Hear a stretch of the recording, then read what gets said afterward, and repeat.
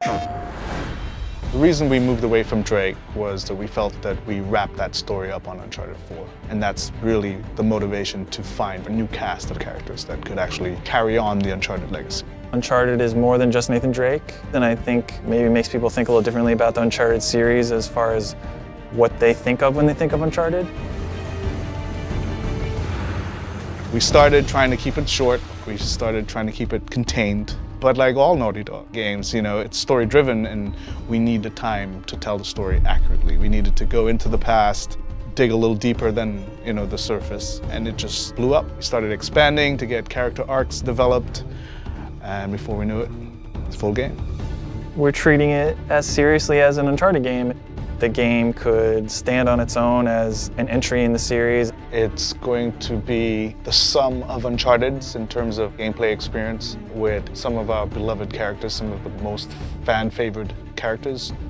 Well, there were many ideas on the table, like Sullivan and Sam's story, but they all were very closely related to U4, so we wanted something that was fresh, something that was new, and Chloe, being a fan favorite, we thought we would explore her story. Then we thought about, okay, well, who would be a good pairing with Chloe Fraser? And we're like, well, what if Chloe Fraser wanted to explore her past, go back to India, to her roots, and what if she needed someone like Nadine Ross as a partner? We find these symbols. We find the tusk.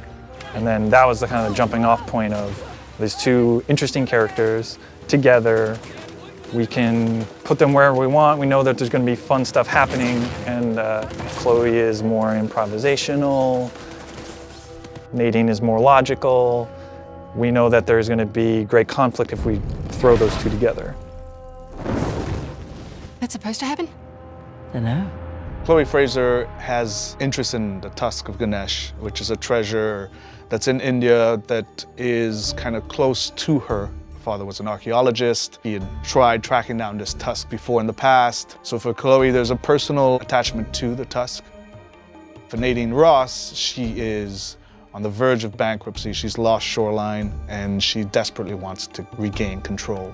That's where the characters start. Because of Nadine's military background, particularly with our villain, Sav, Chloe's brought her in to kind of help her out. He's just another warmonger with no war to fight. No, you don't know him like I do. He changes location and routines by the hour.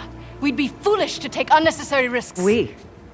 Let's get one thing straight. This is my gig. You want your share? We play by my rules. For Sav, as a villain, he is motivated by a code. He believes that he owns rights to this land, and he's fought a war that has kind of gone on for centuries.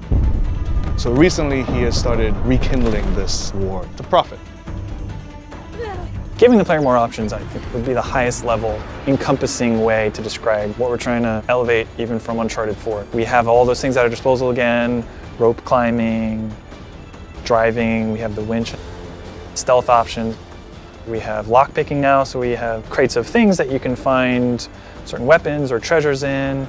We just present you with a lot of stuff that the player can then decide what to do, and then of course having an allied character with you during all of those things and making sure that they can react and be as lifelike as possible as a human would.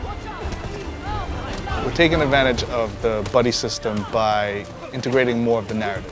For example, if our characters in the story aren't communicating well, or they're upset, or they're aggravated, it will reflect in the gameplay. So if I've just come out of a heated argument with Nadine Ross, in the gameplay you will feel that tension, you will feel that aggravation. The challenge for us was this player-driven space. It's not open world, but it's vast, and you have player choice that you can go and experience it differently. There's things to find a true sense of exploration, but the goal being that you're just exploring and freely doing things, and then the story is still progressing in the way that they would expect from an Uncharted game.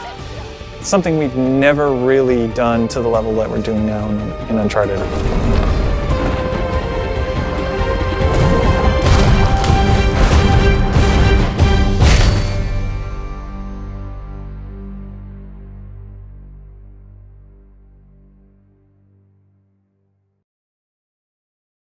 PlayStation